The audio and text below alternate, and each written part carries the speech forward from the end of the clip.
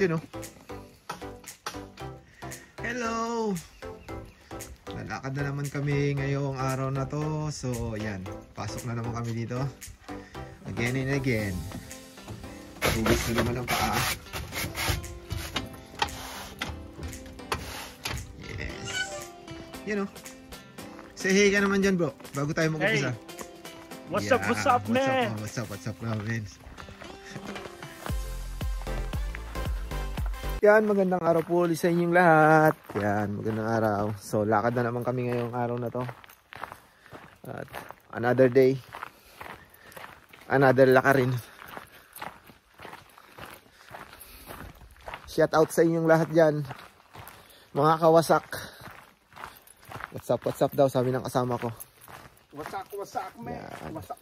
Yung lugar ngayon na lakaran namin. You know. Yan. So yun yung kasama ko. Sa likod. Lalakad din. So may pupuntahan kami yung mga historic place dito. So 1 hours daw to. So let's see kung anong mayroon. Unang lugar na pupuntahan natin ay ito. Ano ang sabi? Yan, mga historic place.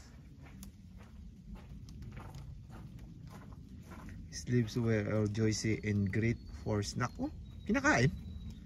From Oa to eat the grow fat on his back. Ayaw pala dito. Oh, yan pala yun ang ibig sabihin. So yan yung lugar na lookout. Malam pa yan doon. Ganda. So ito yung lugar namin na pupuntahan ngayon. Yan. So maulap today. Ayan. Okay. Hello! Yan, nandito na kami ngayon sa lugar na tinatawag nilang treat. Oh, baliktad lang ha. Kasi nakaram yung camera. So yan, tingnan na natin yung lugar. Kung gaano kaganda. Yan o. Ganda, no? Oo. Oo ha. So yan yung kasama ko sa likod. Tingnan nyo naman. The Kulas. The Homeboys. So yan yung lugar dito sa HBO. HBO daw. Homeboys Operation. Homeboys Operation. Yan. So yan. So ganyan kaganda yung lugar dito.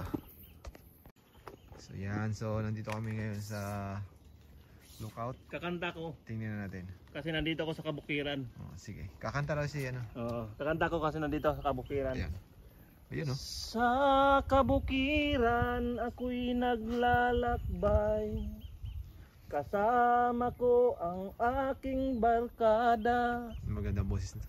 Malupit ang Pagkagising ko sa umaga'y maririnig mga ibong umawit.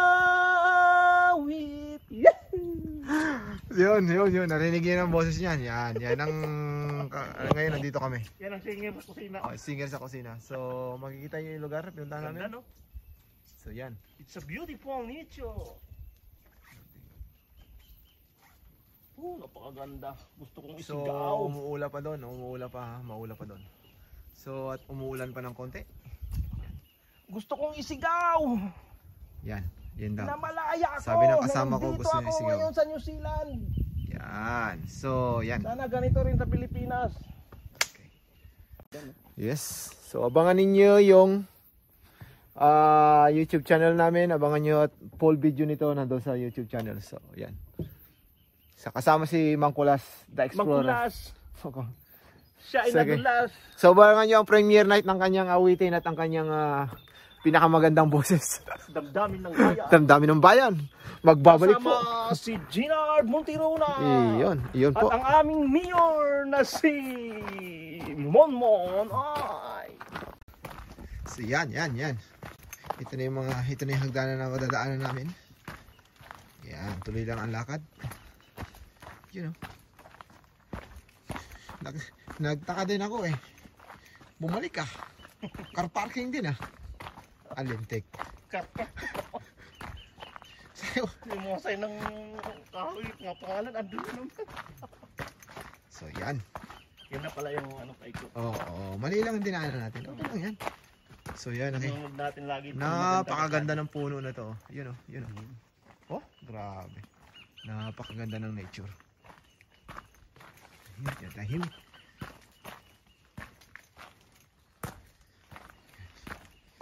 So ito pala yung sinasabi nilang 500 years na puno. Ito. Yan. Oh, siguro. Parang ayun, pre, yung sinasabi nila. All grow up once they push through the canopy. Nature courage shed their lower branch of their adapter and mold. So yan. Ang tawag nila sa puno na is Lad's Kauri. Guys, ayun pala yung tinatawag nilang kauri. Lad's Kauri. Na puno. Oh, ang laki oh. Kasi lang pinapatay na yan, pinapatay ng ano, may isa. Yan oh. Large kauri. Laki. Lagi ang laki. Kaso tinitira na ng insekto. Kaya tinitira ng ano, kauri dieback. Pag pumasok kami dito sa bundok, entrance pa lang may masina doon, may tingnan mo chemical na nakalagay. doon na This kauri is about 600 years old. Kauri can live up to 1,000 years and may get much bigger than this one. Kauri are the one of the largest trees in the world. Okay? Ang kauri daw ang pinakamalaking puno sa buong mundo. Sabi nila. Ito pala ang pinakamalaking puno sa buong mundo. Kauri. Kauri tree. Yan oh. One of the largest. Na nabibilang sa pinakamalaking puno sa buong mundo. 600 years na pala siya. Kauri dibak. Yan pala yung kauri.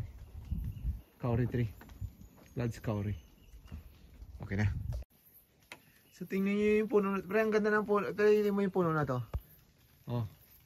Mayroong mga ano yung puno. Tingnan mo may nakaukit. Oh, ang ganda. Oh. Ang balat niya oh. Oh, ang balat niya. Yan oh.